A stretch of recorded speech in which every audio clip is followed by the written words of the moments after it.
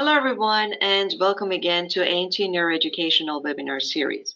My name is Farnoosh Safavi. I'm the Head of Education Department at ANT Neuro, and it's my absolute pleasure to be moderating today's webinar on sport neuropsychology, which will be presented by Professor Dr. Edson Filho, who has edited 2 books and authored nearly 100 peer-reviewed manuscripts and book chapters.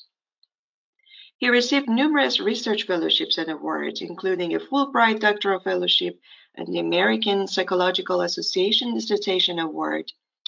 And his work on performance optimization has been funded by the Union of European Football Associations and the National Collegiate Athletic Association, and featured in distinguished media outlets, including USA Today, BBC Latin America, the Boston Globe, and the Scientific American.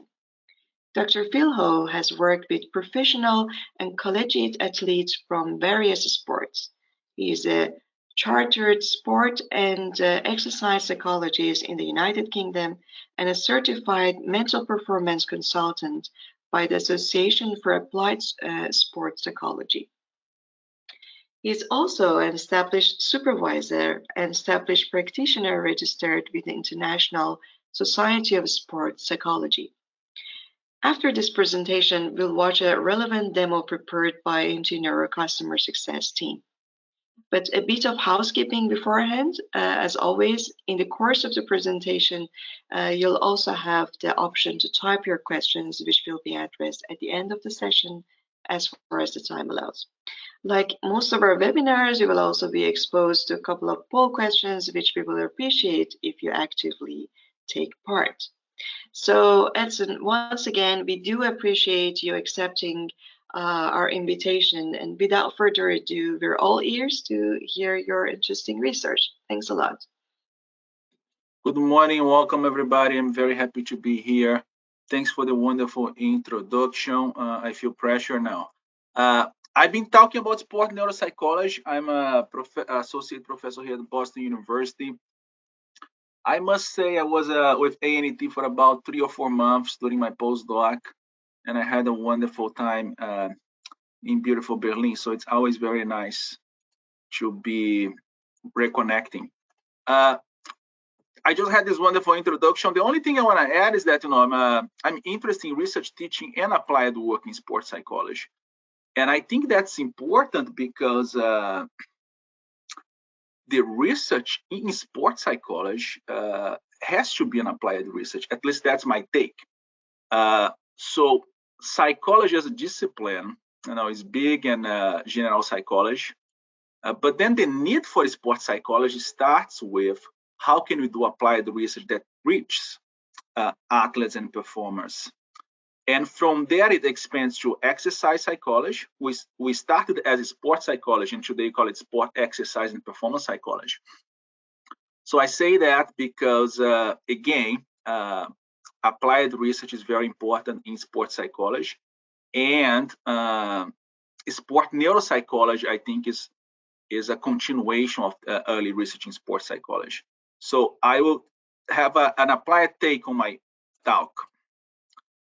Just a little bit about my research agenda that I think will show as I go through the sports neuropsychology topic itself. I've always been interested in research excellence. So I've always been interested in peak performance experience, in the zone, in flow states, and those types of experience allow people to become experts, right? And I've studied, cyclists and circus acrobats and Olympic athletes, and there is a science to it. There is a science to excellence, and a lot of people interested in sport neuropsychology, I think, are interested in the neuromarkers of peak performance, which will be kind of the main focus today. So neuropsychology, if you I went to Google yesterday, and I teach neuropsychology here at BU as well for grad students, and there are so many books of neuropsychology, right?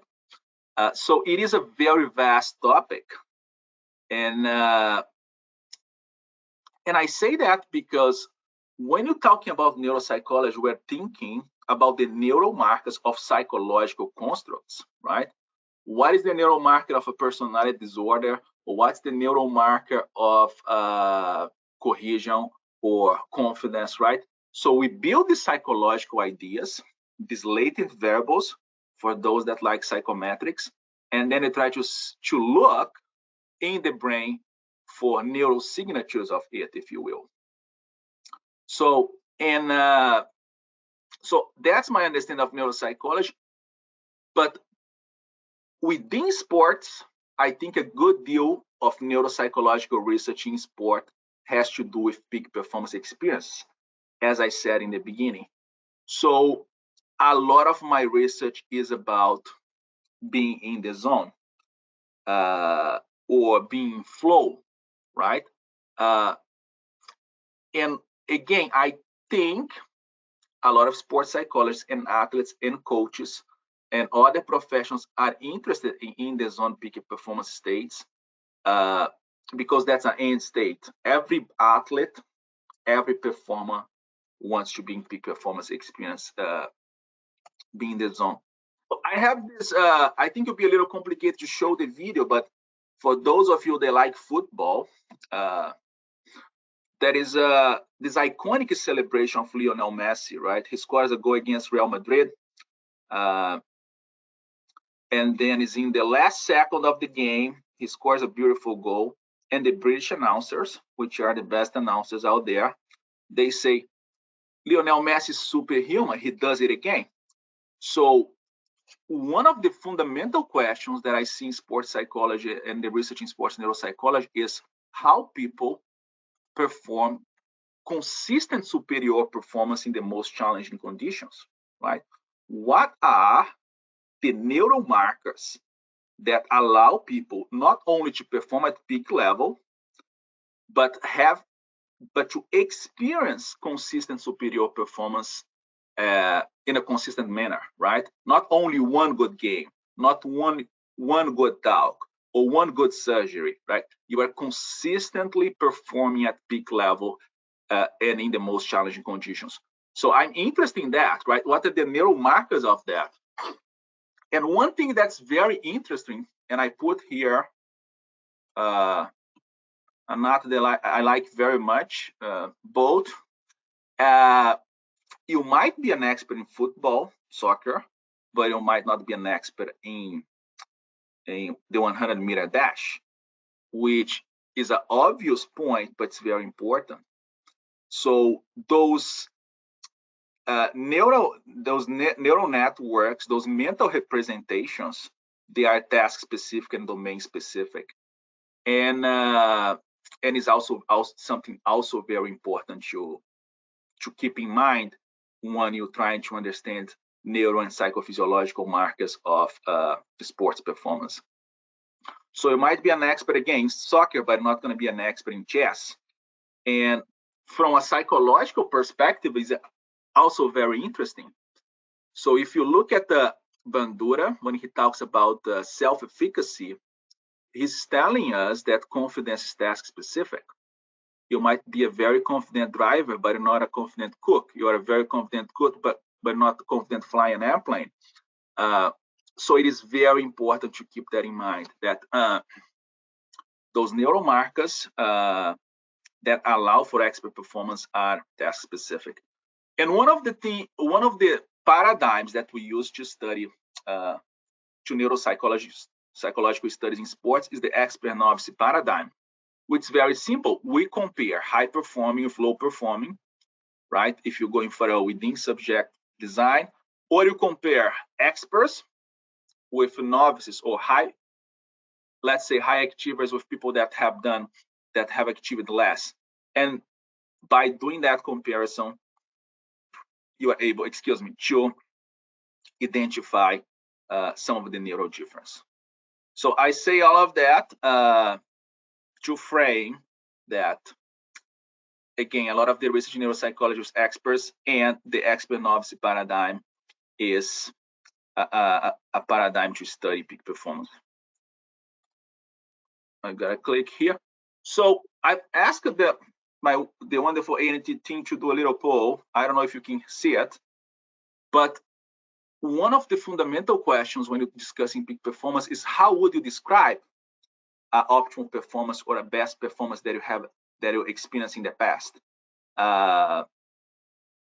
And there is a lot of research on that, and I don't know if you can see the little interactive poll, but I would ask you to reflect on a very good performance you had, either playing the piano or playing soccer, whatever you like to do, and how would you describe that performance experience?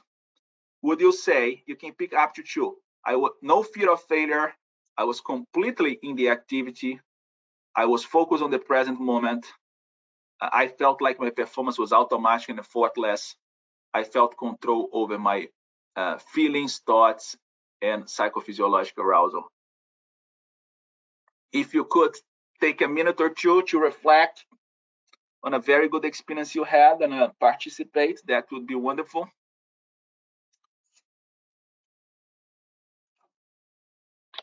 Yeah, the poll is ongoing, and around 50% of the people have voted. So let's give it some more seconds. Thank you.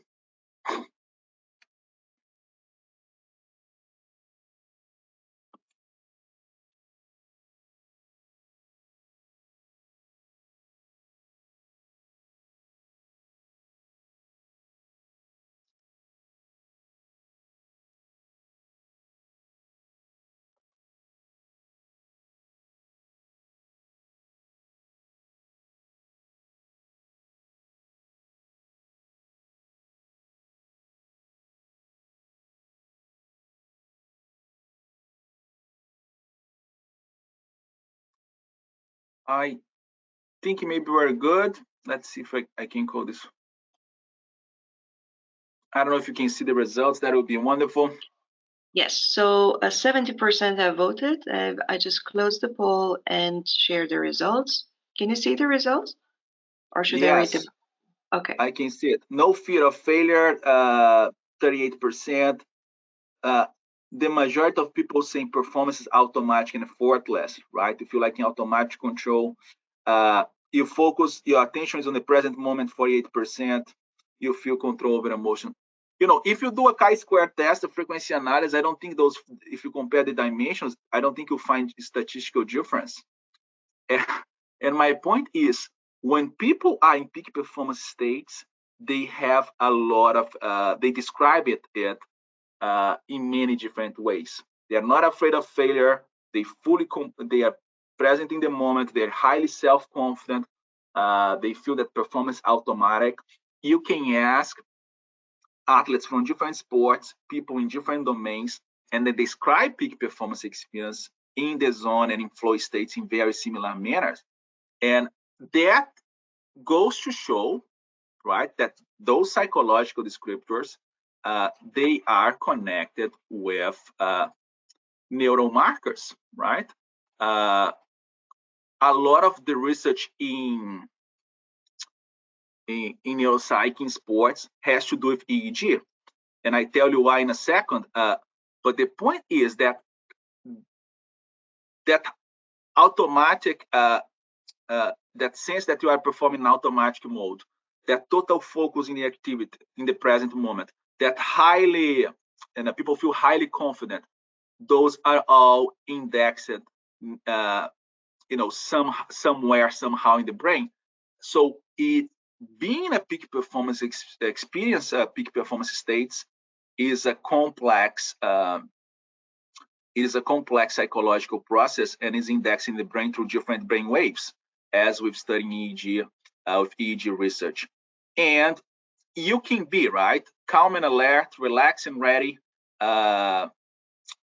feeling very calm, and at the same time very paying a lot of attention. So there's many things going on, and part of the research of EEG has to do with how can we understand those complex experiences. So one interesting article, this is not one of my papers, but I appreciate this article, is highly cited. One of the questions in sport neuropsych is, what are EEG biomarkers of performance?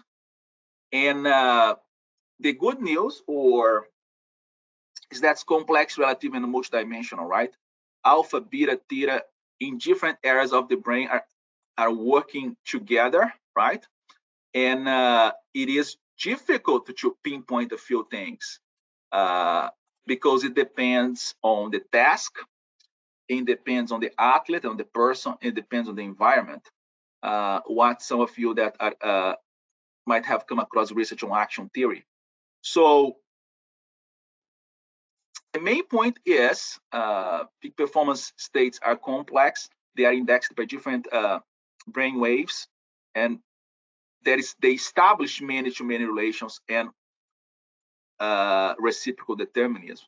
So Cacioppo, the founder of social neuroscience, talk about many-to-many relations in the brain, and Bandura talks about reciprocal determinism in psychology. So there is a lot of things going on, and it is difficult to pinpoint specific neural markers. But we've been trying to understand some of the mechanisms, and that's what I'm going to talk about next.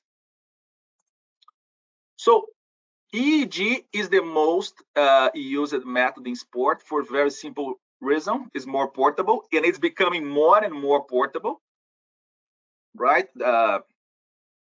And it is more accessible price-wise, right? Even though it's still expensive, depending on the systems you get and the resources you have available. That is, from my understanding, why EEG is most used in research. It's portable. There's high temporal accuracy, and people can have more access to it. So most of the research I'm showing is on EEG. One of the fundamental questions also for the ANT engineers is how many EEG channels are too few or too many? And I put it earlier in the lecture because it's really important, because I've worked with some professional clubs, and most recently with a soccer club that I can't disclose, but the coaches and the athletes, they want data quickly, right? If you have 256 channel, and I don't know what more, when are you going to be able to analyze that data and give some feedback? And it is an interesting discussion if you look at from measurement theory, right? Every time you have observed score, that's equal to scores plus a random error. The more channels, the more items you have on a questionnaire, and so on and so forth, the more data you have. But can you analyze in a practical, pragmatic enough way? And I say that because I think one of the things that practitioners need in the field are, reliable systems that can deliver as fast as possible, and the question of how many channels remains, because you've been seeing systems with more channels, less channels, and I think that it has to be a continuous discussion on that. So physiological characteristics, neuropsychological characteristics of peak performance, we have peripheral markers, right? And you have central markers. It's all integrated, but some sports psychologists and sport neuropsychologists have studied both, right? You have some of the neural markers, mostly the brain waves, have been studied, and then for peripheral markers, galvanic skin response, heart rate variability, and so forth.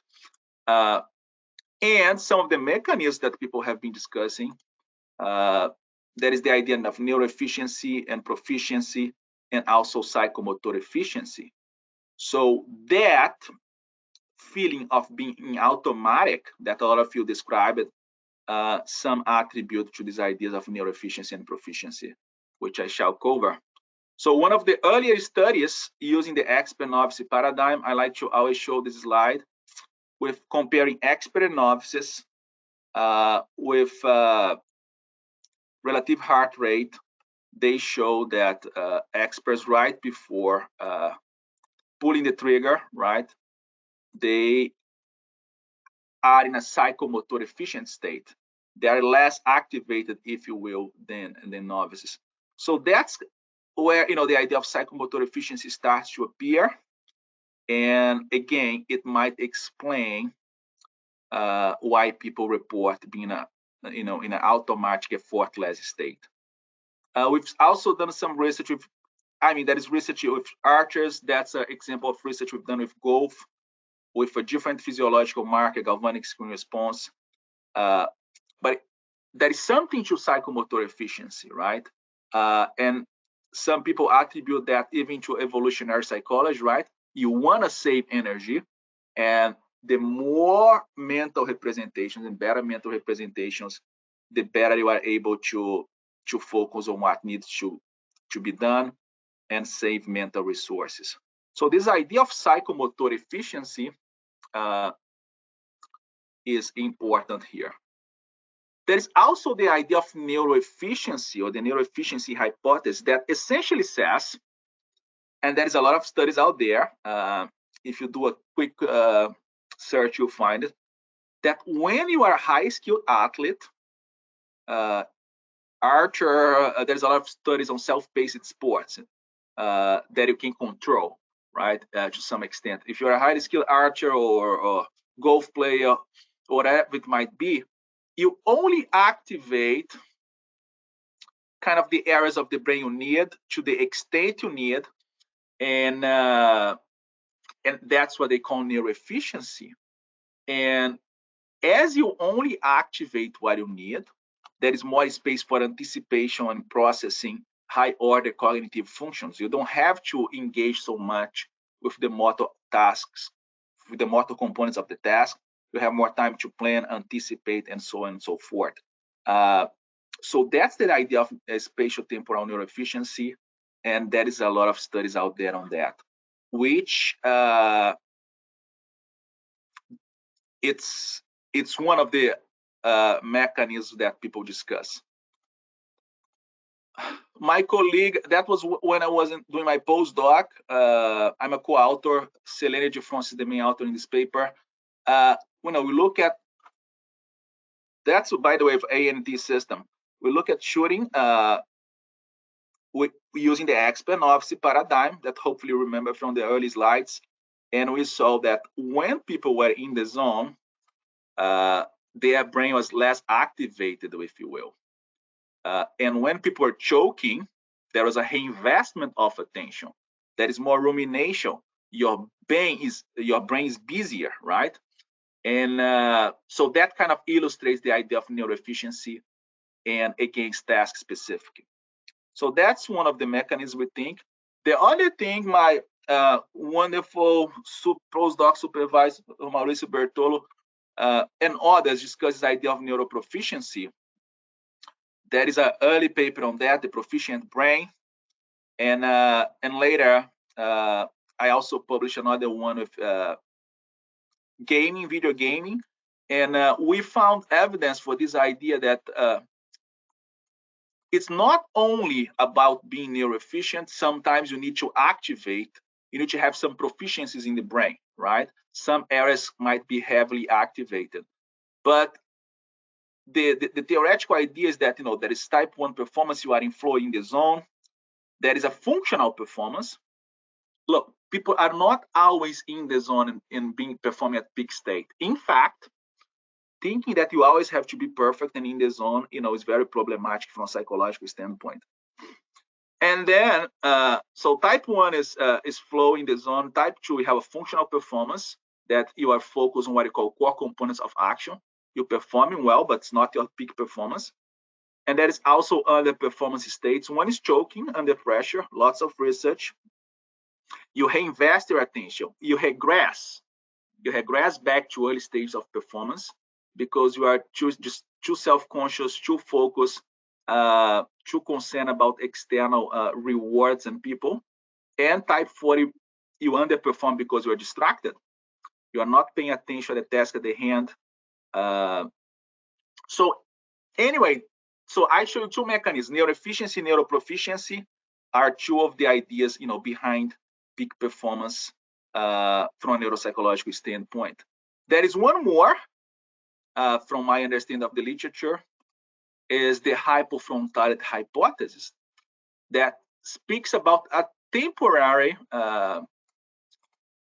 hypofrontality. It's like you tone down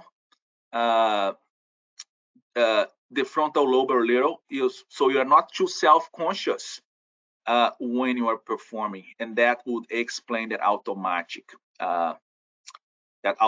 state. So those three hypotheses are interesting indeed.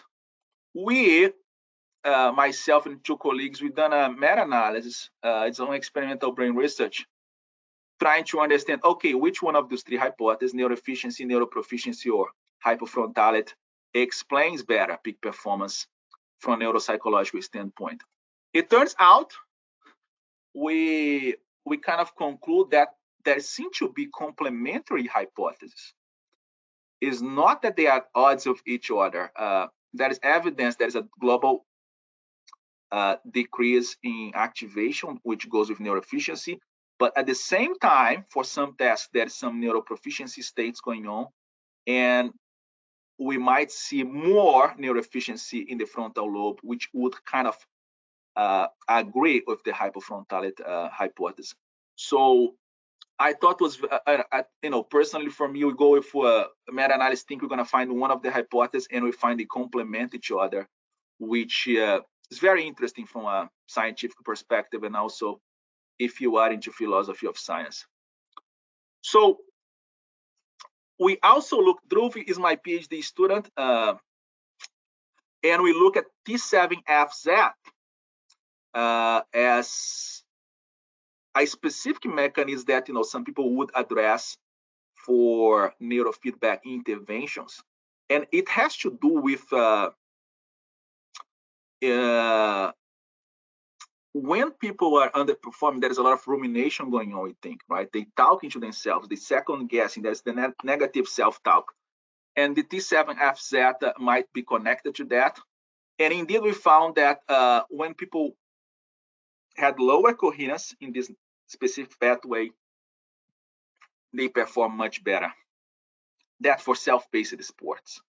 And so the brain is very complex, many-to-many relations, but applied sports psychologists, they are trying to, you cannot work with the entire brain yet. Maybe AI will help us.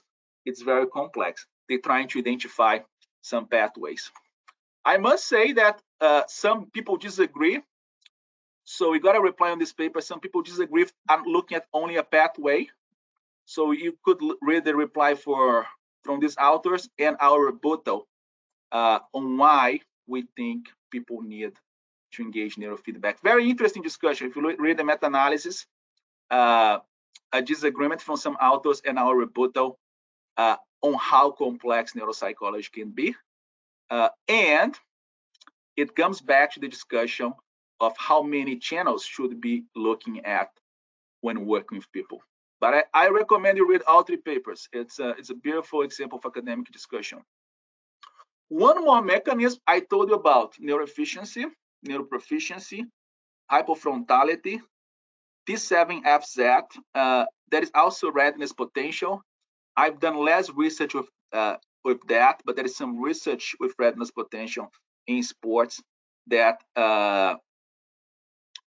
how essentially is what is what the title says. How there is some neural markers that are indicative of better reaction time and better motor responses in some sports. So you will find that people in a reactive text, high performers will have a different neurosignature ERP than people that underperform. So those are some of the neuromechanisms. I'm not sure how I'm doing with time. Oh, I was giving 30 to 35 minutes. There is one more, that's visual strategy. That's context control. There is evidence that experts, they gaze differently, right? They know where the information is. If you watch kids playing soccer, everybody's following the ball. If you watch professionals, that's not how it happens, right? So experts engage in what you call context control. They know where to look at. And for EEG research, there is some studies with co-registration.